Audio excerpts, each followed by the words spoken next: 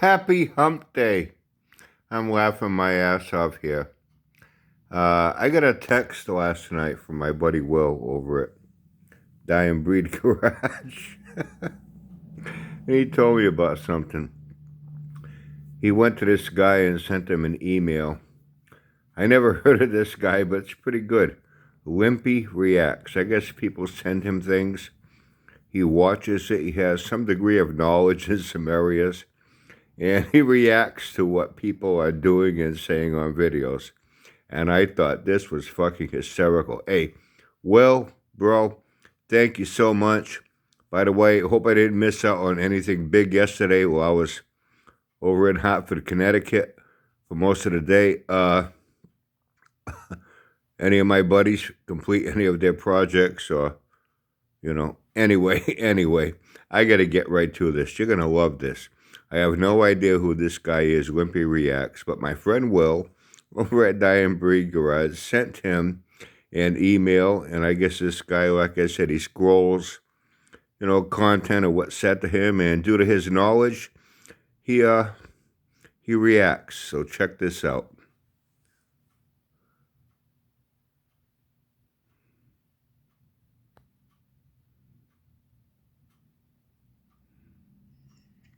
What's up, people? We're back for another reaction.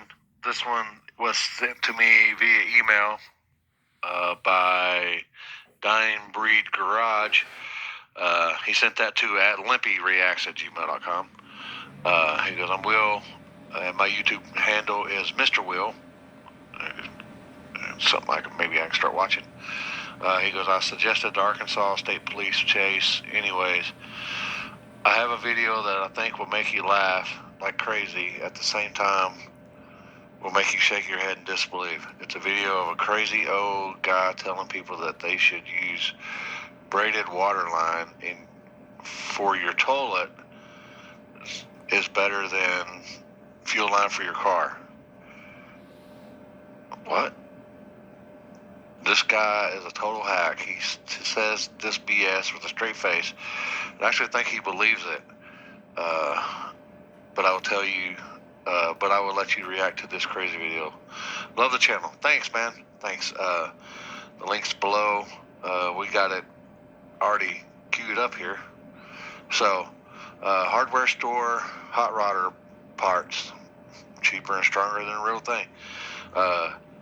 Appreciate it, Mr. Will, and we'll give her a little look-see here. So last week we did that video on that inlet line that collapsed. It was like a fake braided steel line with a rubber liner, and the rubber liner had turned to like mush. So did the video and explained I had never seen that kind of line before.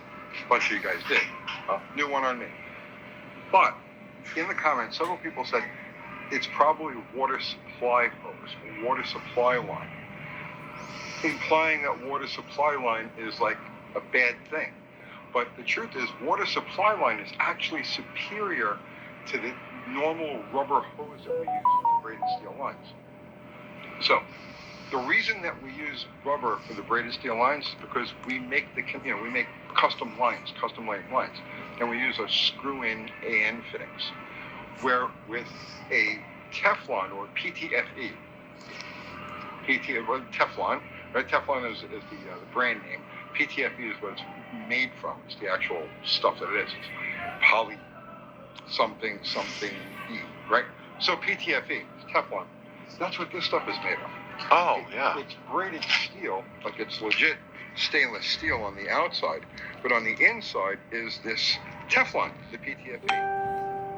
The reason that we don't use this on... How much pressure is that thing supposed to hold? I don't know. But hell, people just go to Home Depot and get your Menards or wherever you are from. Just go there and get y'all's fuel fittings. This guy right here knows. On cars is because you can't make easy custom lengths and use a screw and ends. So like a regular AN fitting, you would, let's say, tape the stainless, cut through it with a sharp hacksaw or a whizzer wheel, and then you would assemble the coupling for it, right? But on these, the PTFE or the Teflon has to have a crimped end. It won't hold the regular. So that's why we use rubber for the most part in automotive applications. This stuff is actually superior. It's stronger. Now you think about this, right? I have to pause this for 1 second. Hold on.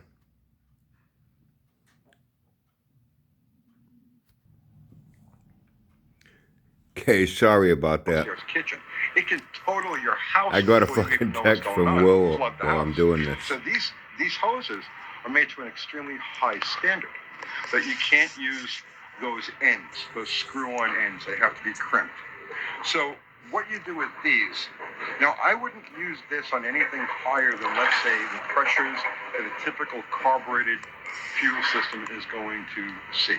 So between, like, let's say 10 and 12, 15 psi.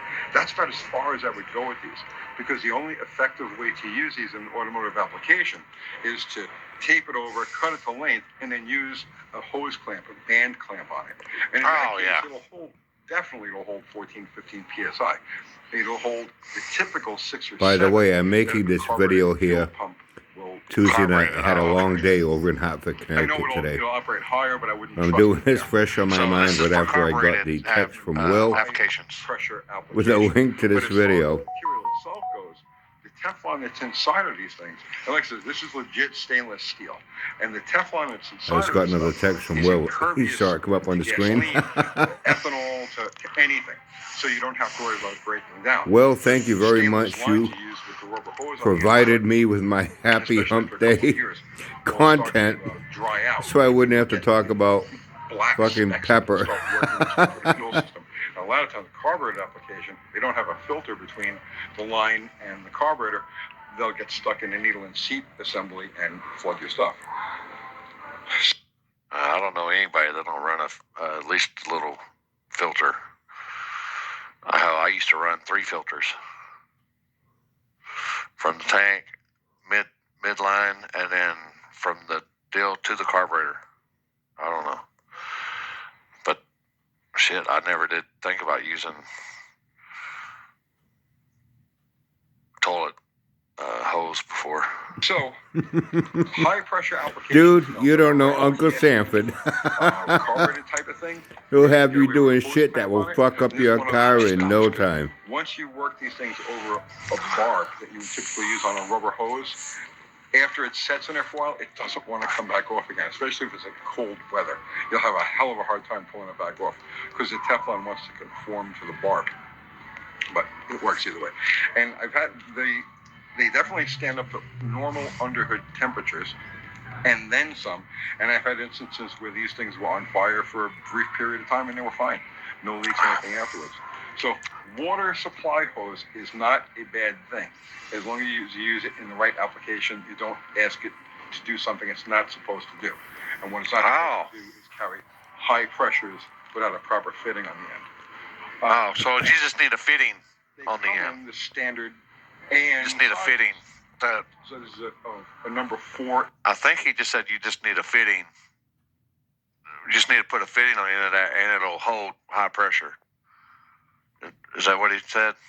I think. Let me know down in the comments. Dude, below, but I think that's what he just said. Dude, you just need a fitting on there, and they'll be able to do the high pressure. You just came across this guy, and he's already confusing the fuck out of you, because that's all he does. Talks bullshit in circles. Might be a little high, but I think that's what he said. So this is number 6, which would be a 3/8 inside diameter, and probably the most common size that you're going to come across for a carbureted type of application. Hey, dude, you know there are people that actually buy all this bullshit? And they think he's a great car god guru. Like that. They typically don't carry the larger sizes, like a number 8, or 7/16 or 1/2 inch inside. But plumbing supply houses do have. This guy makes red green look like a fucking car genius. If you just need to make a couple of quick carburetor connections, this roll is $9.48. You know, you can't beat that. And as far as the rules go, so if you're going to run the car at a sanctioned track and it's got to pass tech, you can only have very short distances, like a total of 6 inches, is it, I believe, of rubber hose making connections, you know, from and that's from the fuel tank to the carburetor. Everything has to be steel with just those pieces of rubber to make connections. Well, this qualifies as a steel line. So you could literally plumb your entire car with this stuff and it will pass an NHRA tech inspection. So that's it. Water supply line. Hey, dude, he It's couldn't not pass every tech application, inspection but with a for four-door shipbox carburetors, Coronet with a Just need a 318. fitting. that type of thing that we would normally use it He for. said it was going to run a Perfect. 10. And it's cheap and it's available at any auto Came nowhere any close auto and store, retired the auto car. store, any hardware store. That's it, guys. I hope you got something out of that. I'll see you tomorrow. Oh, yeah, I got something out of this. Will, Mr. Will, thank you very much. So there you go. You have it right there, people. God dang, I'll smoke to that. I'll smoke to that. Dude, I hear you. You know what? I like you. In fact, I'm going to send you a free Uncle Brian I lifter. could have swore he said that to do high pressure, you just had to put an end on there. But, I mean, don't do this, people. I mean, apparently this guy don't even run a filter from his tank to his carburetor.